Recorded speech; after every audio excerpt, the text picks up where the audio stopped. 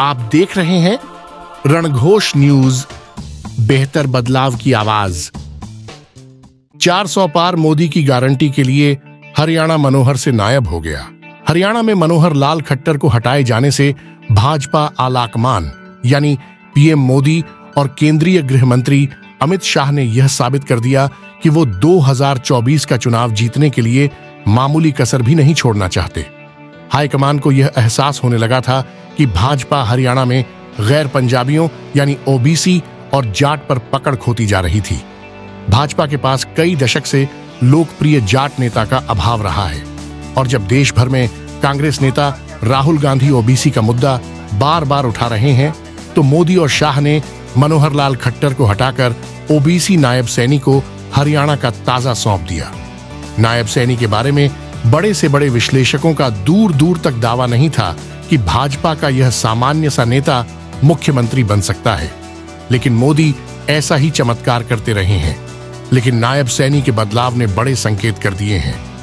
नायब सिंह सैनी को हरियाणा के अगले मुख्यमंत्री के रूप में चुनने की घोषणा अचानक और अप्रत्याशित थी, लेकिन यह असामान्य नहीं है।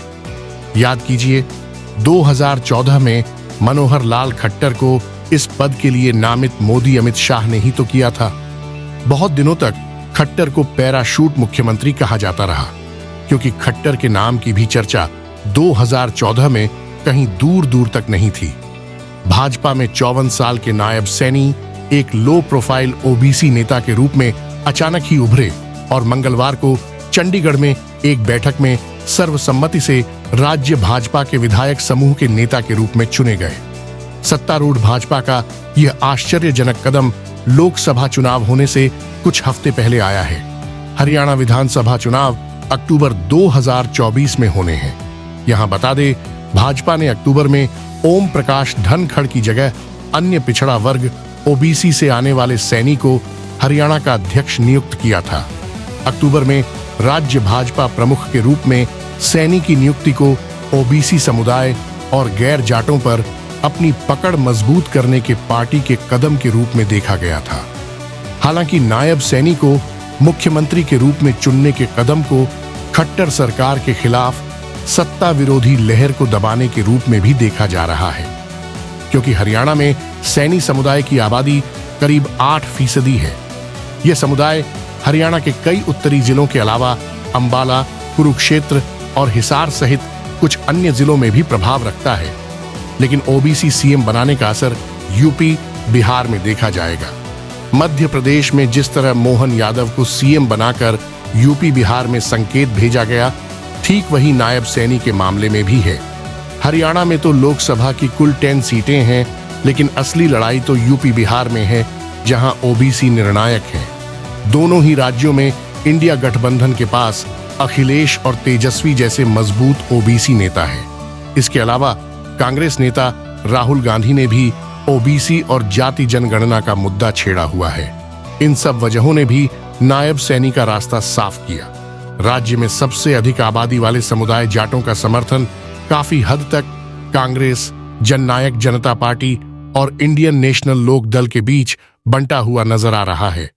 ऐसे में जेजेपी अलग लड़ेगी तो इसमें भाजपा को फायदा दिख रहा है, क्योंकि जाट वोट बंटने पर भाजपा को फायदा होगा।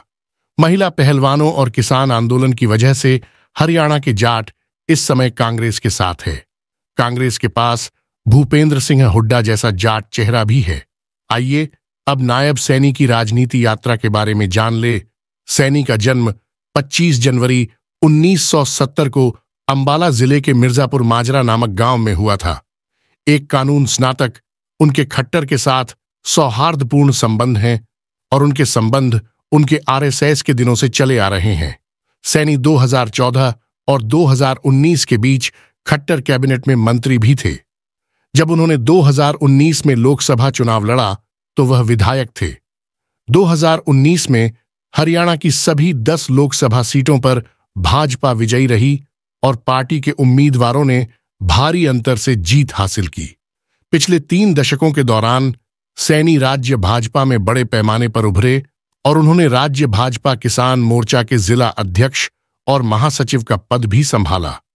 वह 2002 में अंबाला के लिए राज्य भाजपा की युवा शाखा के जिला महासचिव थे और 3 साल बाद जिला अध्यक्ष व 2014 में नारायणगढ़ विधानसभा क्षेत्र से विधायक बने, जब भाजपा अपने बल पर पहली बार हरियाणा में सत्ता में आई।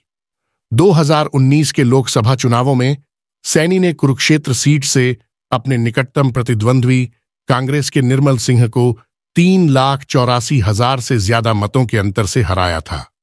सैनी, जो खट्टर कैबिनेट में मंत्री थे, को मौजूदा सांसद राजकुमार सैनी के विद्रोह के बाद 2019 में कुरुक्षेत्र सीट से मैदान में उतारा गया था। इस वीडियो में बस इतना ही। हमारे चैनल को सब्सक्राइब करना नहीं भूले। धन्यवाद।